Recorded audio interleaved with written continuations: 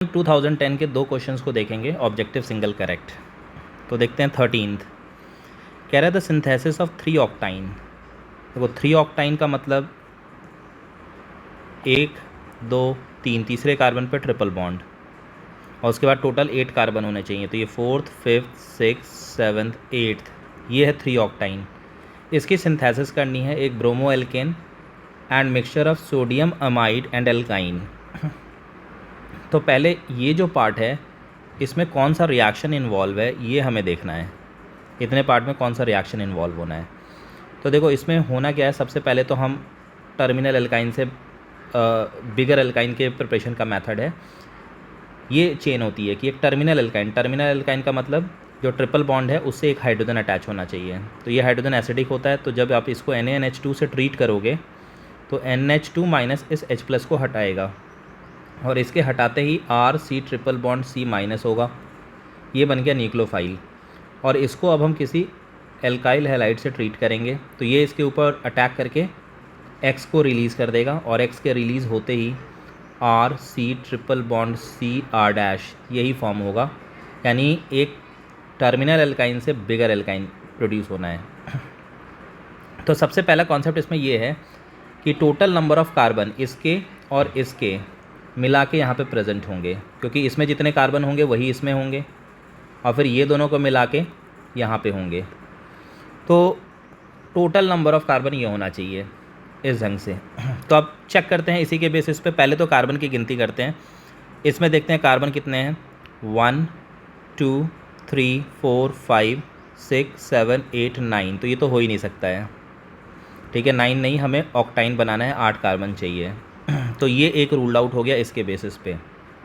यहाँ पे 1 2 3 4 5 6 7 8 ये हो सकता है। तब इसमें देखते हैं, ये रहा ट्रिपल बॉन्ड वाला। तो इसमें जब आप NaNH2 से ट्रीट करोगे तो इसके ऊपर माइनस आएगा और ये माइनस जाके इस Br पे अटैक करके इस Br को भगा देगा। तो इस तरीके से जो फॉर्म होगा वो ये आंसर मैच नहीं हो पाएगा, क्योंकि ये 4 ऑक्टाइन फॉर्म होगा, क्योंकि 1 2 3 4 है। चौथे पे ट्रिपल बॉन्ड आएगा, फिर C मैंने ये बनाया, इसको बना दिया। चौथे पे ट्रिपल बॉन्ड, फिर C, और उसके बाद इसके बॉन्ड्स को अब मैं अटैच करने जा रहा हूँ। इसमें 3 कार्बन है तो 3 कार्बन उसके आगे लगा रहा हूँ, यानी 1 2 3। तो टोटल ये फॉर्म हुआ। नंबरिंग आप चाहे इधर से कर लो या इधर से, तो ट्रिपल बॉन्ड आपको 4 पे मिलेगा, यानी ये 4 ऑक्टाइन हुआ। तो इसीलिए ये रूल्ड आउट। यहाँ पे तो ऐसे ही दिख रहा है 1 2 ऑक्टाइन बनेगा, क्योंकि आप जब इसको हटा के इस पर नेगेटिव लाओगे और इस नेगेटिव का अटैक कराओगे इसके ऊपर, तो ये 2 ऑक्टाइन फॉर्म हो जाएगा। तो ये भी ख़त्म हो गया, ये पॉसिबल नहीं होगा। तो अब एक ही ऑप्शन बच गया, D होना है। तो D को आप वेरीफाई कर लो। जब आप इसको ट्रीट करोगे NaNH2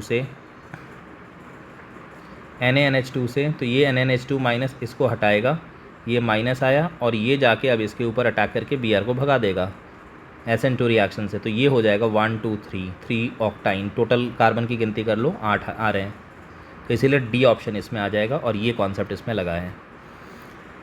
नेक्स्ट है, ये ईथर का HBr के साथ का रिएक्शन है। तो इसमें इम्पॉर्टेंट क्या है कि इसमें 2 पॉसिबिलिटी बन सकती है। हमें एक को रूल्ड आउट करना है किसी कॉन्सेप्ट से। केस नंबर 1 कि HBr ऐसे लग जाए, ठीक है। देखो इसके ऊपर डेल्टा माइनस है, इसके ऊपर डेल्टा प्लस है और इसके ऊपर डेल्टा प्लस है। तो HBr का आप देखो H+ और Br माइनस, तो H जो प्लस होगा वो माइनस के नीचे जाएगा, तो H तो इधर फिक्स है। तो केस नंबर 1 कि Br इधर होके ऐसे रिएक्शन होगा, एंड केस नंबर 2 Br ऐसे होके इसके साथ ऐसे रिएक्शन होगा। तो हमें ये चेक करना है कि किस तरीके से होगा। तो ये रूल्ड आउट होगा। रीज़न सिंपल सा है, क्योंकि ऑक्सीजन और बेंजीन, अगर इसको हम फिर से बना के चेक करें तो ऑक्सीजन और बेंजीन में डबल बॉन्ड कैरेक्टर है, इसीलिए उसका डिसोसिएशन पॉसिबल नहीं है। ये रेजोनेंस के कारण यहाँ पे डबल बॉन्ड कैरेक्टर है, तो इसीलिए डिसोसिएट नहीं होगा।